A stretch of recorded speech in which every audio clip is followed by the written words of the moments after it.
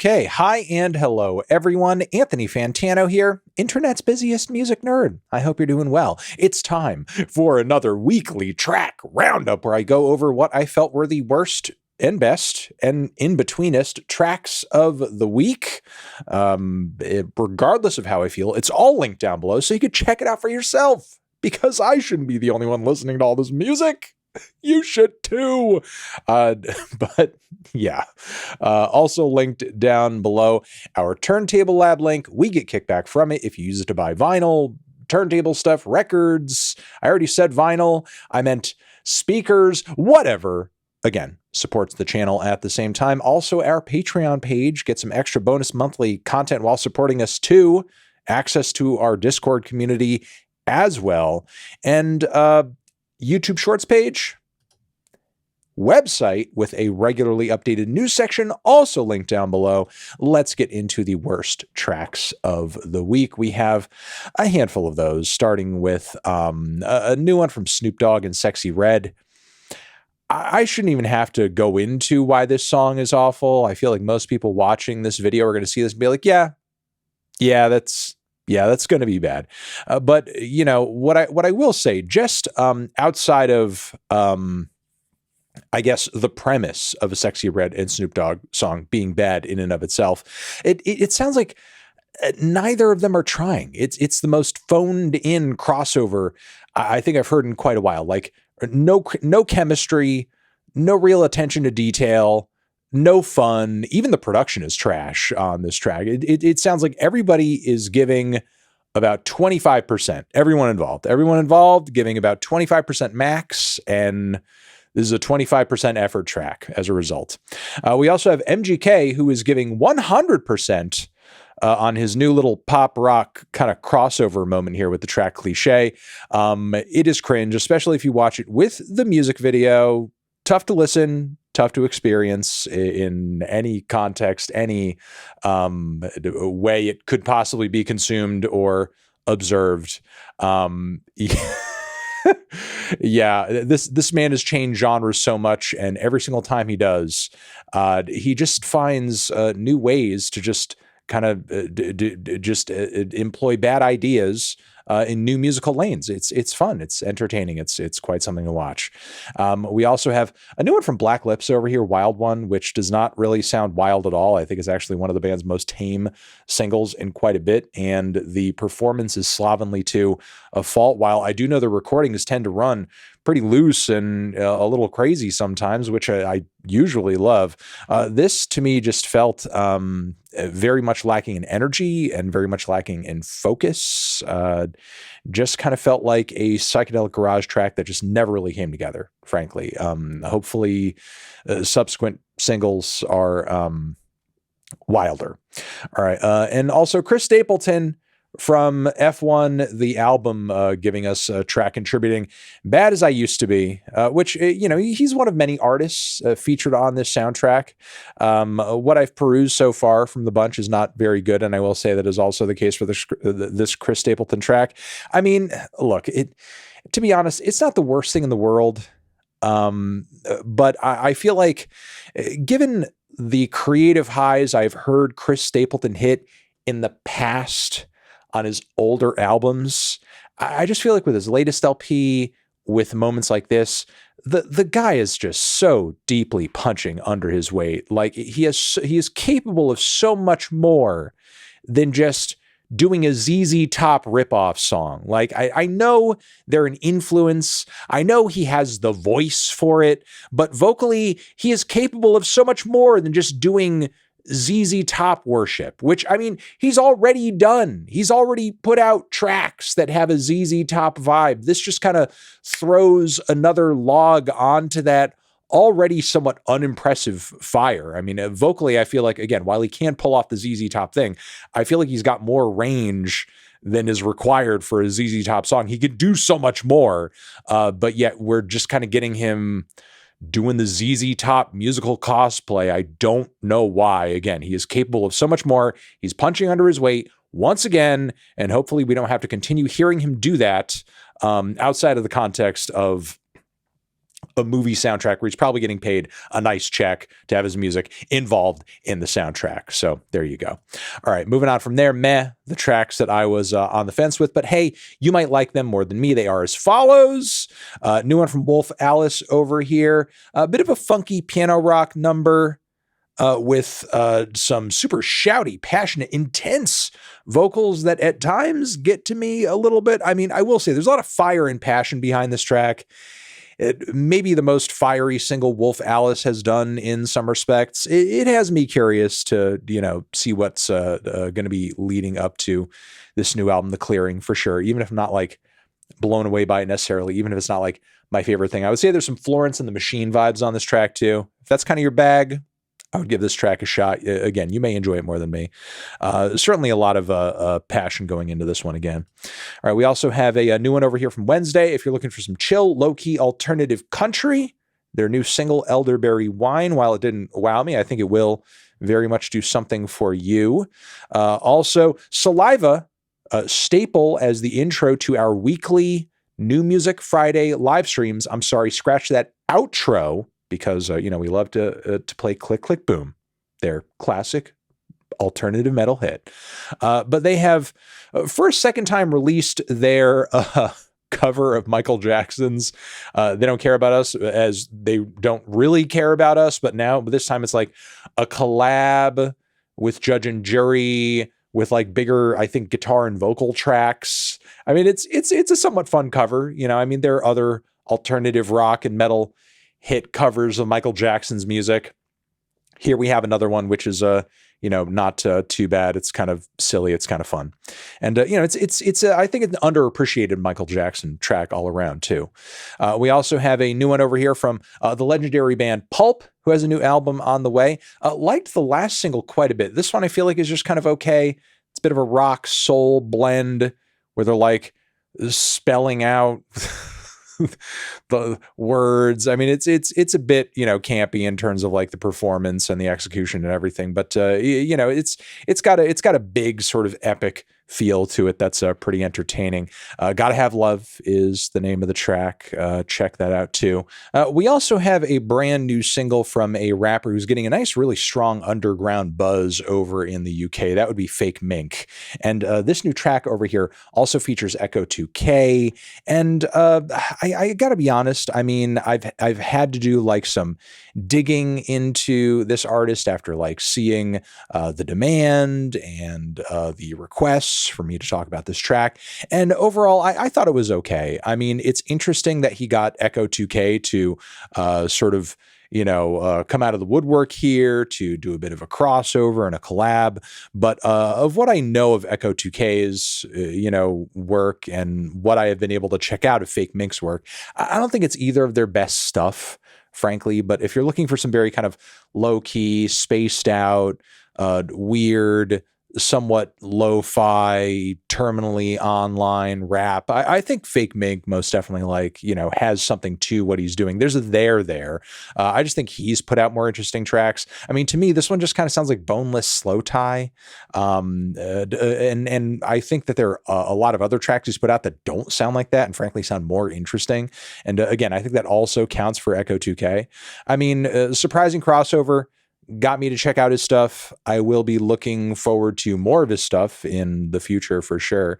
But I guess I just wasn't blown away by this particular track. I'll say that. All right. We also have a Bobby Logic. Guess he's got a side quest project on the way. GoROUND is the name of a single from it that I am trying to push you guys toward. And I think this one's actually pretty great in some respects. I like the flow switch ups. I like the psychedelic detail, booming Beastie Boys, Hello Nasty era inspired production.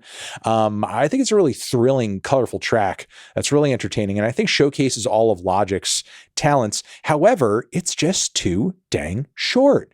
I mean, it gets really good. It hits a great peak and then it kind of coasts out and it's over. And it's just about 2 minutes in length. What's going on? We need more. We need more of this. This is magic. We need this extended. Could have used a feature, something. Need something a little bit more from this Bobbert. But yeah, great track, great production, good quality everything. Just wish it was a bit more something. All right. On top of that, we have a new one from Jane Remover over here. Additional track, Supernova, featuring Funeral.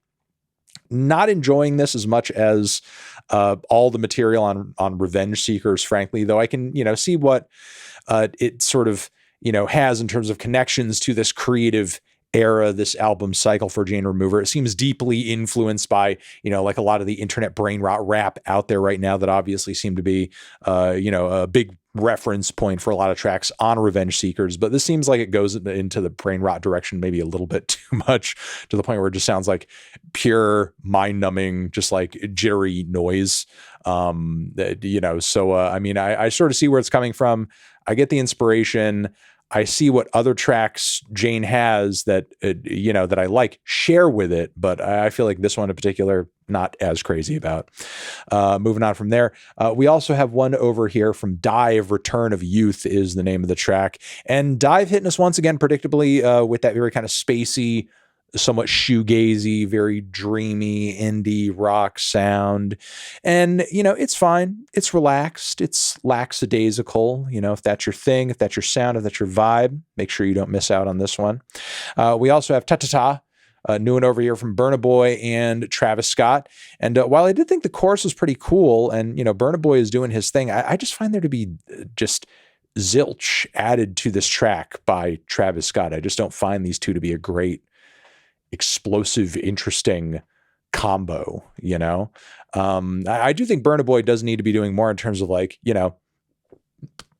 maybe embracing more interesting production here and there, but and maybe Travis Scott is kind of like a throughway to some of those ideas, as Travis does tend to favor like very colorful psychedelic beats and so on and so forth. But like, I don't know, I just don't really see what he adds to this track, because vocally, he's one of the most forgettable parts of the song, honestly.